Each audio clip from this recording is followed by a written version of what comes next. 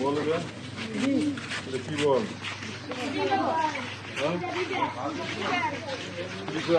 ঠিক আছে ঠিক আছে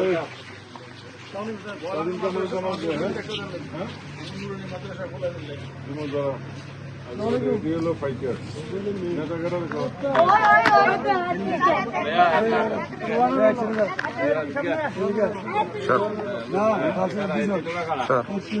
তিনজন নেতা